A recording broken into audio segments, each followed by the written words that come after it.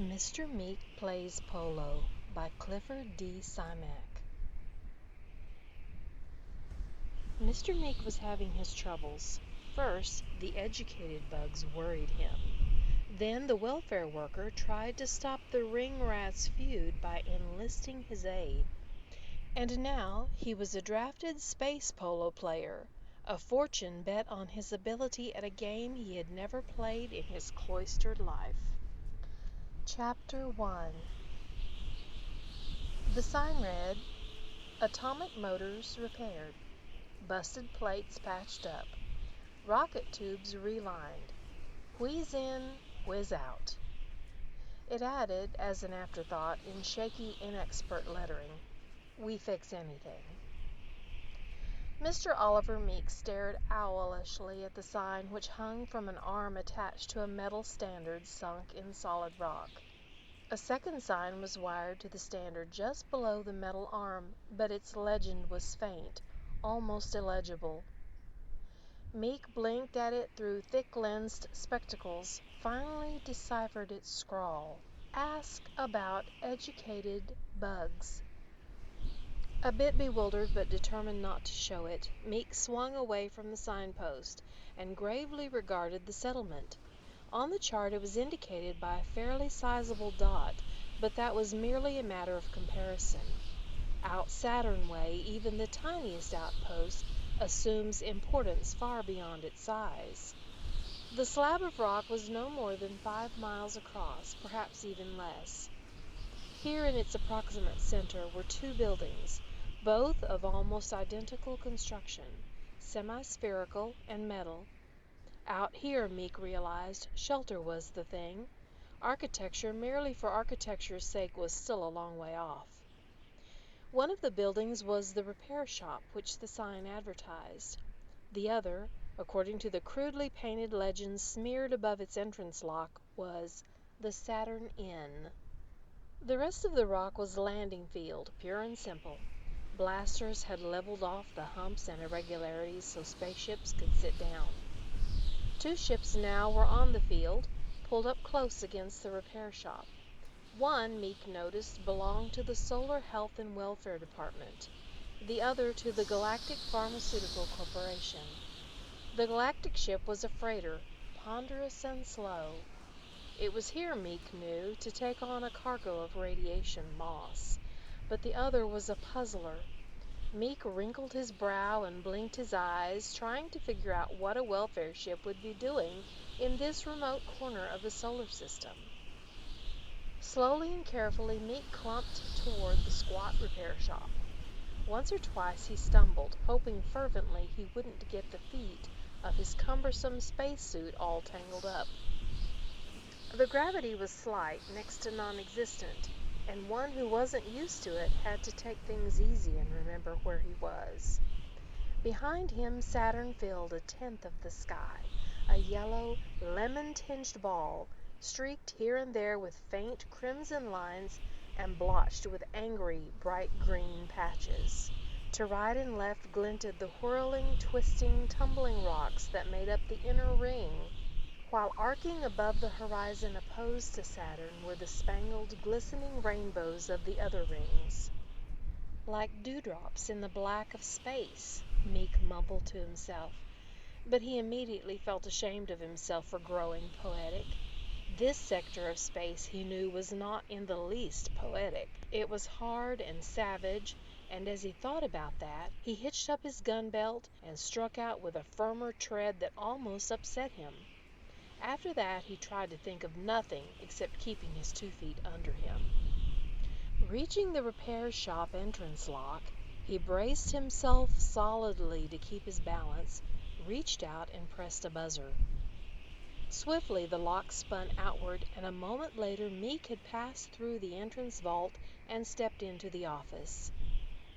A dungareed mechanic sat tilted in a chair against a wall, feet on the desk, a greasy cap pushed back on his head. Meek stamped his feet gratefully, pleased at feeling Earth gravity under him again. He lifted the hinged helmet of his suit back on his shoulders. You are the gentleman who can fix things? He asked the mechanic. The mechanic stared. Here was no hell-for-leather freighter pilot, no be-whiskered roamer of the outer orbits. Meek's hair was white and stuck out in uncombed tufts in a dozen directions.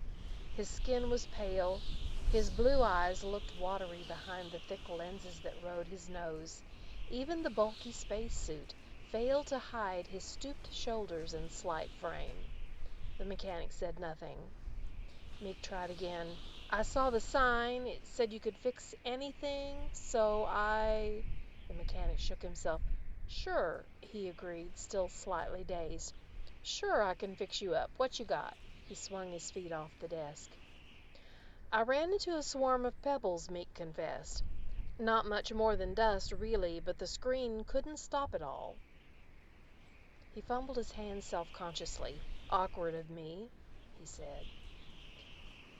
"It happens to the best of them," the mechanic consoled. "Saturn sweeps in clouds of the stuff.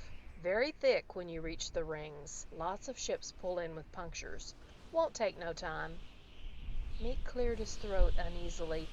"I'm afraid it's more than a puncture. A pebble got into the instruments. Washed out some of them." The mechanic clucked sympathetically. "You're lucky. Tough job to bring in a ship without all the instruments. Must have a honey of a navigator." "I haven't got a navigator," Meek said quietly. The mechanic stared at him, eyes popping. "You mean you brought it in alone? No one with you?" Meek gulped and nodded. "Dead reckoning," he said. The mechanic glowed with sudden admiration. "I don't know who you are, mister," he declared, "but whoever you are, you're the best darn pilot that ever took to space." "Really, I'm not," said Meek. "I haven't done much piloting, you see. Up until just a while ago, I never had left Earth.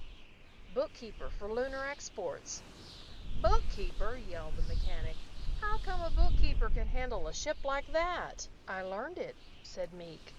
"You learned it?" "Sure, from a book. I saved my money and I studied. I always wanted to see the solar system, and here I am."